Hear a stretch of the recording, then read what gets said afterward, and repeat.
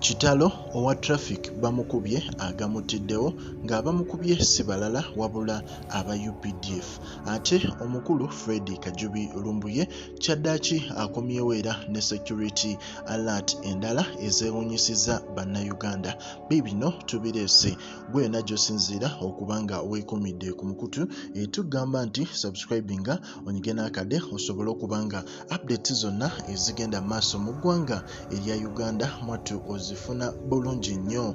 Obutakulwisa olunaku olw'eggulo waliwo emmotoka emu eya UPDF.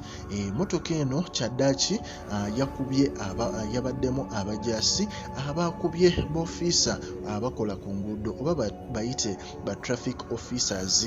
Yabakubye amasasi. Ffenna tumanyi nti ba officers bano aba traffic tebaba na mmundu, era mu mbeera eyo aba UPDF babakubye amasasi oluvannyuma lw'okuba nti babadde bakola omulimu gwabwe, ekikolwa bannayuganda kye beewunyiza ne bawulira obusungu ku nsonga egambibwa nti amagye ge gafuga eggwanga ate nga mulimu n'abantu abalala.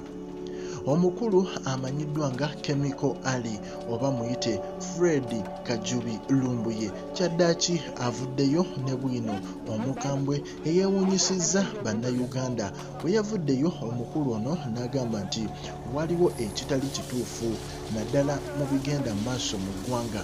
N'agamba nti muyinza okwewuunya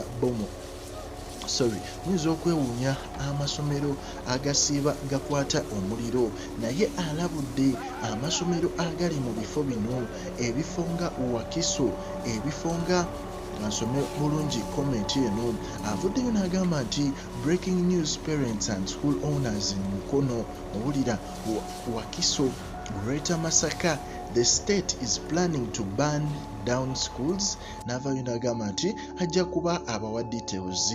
Ate nga ffenna tujjukira n'oli omukulu ASP Asimwe ono akola program eya Bible and Politics, omukulu oyo blogger, naye yavaayo emabega n'ayogera ku nsonga z'okwokya amasomero era mwattu bye bimu ku bigenda mu maaso essaawa zino. Naye nga ffe ku Prejant Media twewaayo okubanga tukuweereza ng'era tugamba nti likinga, commentinga era osubscribinge.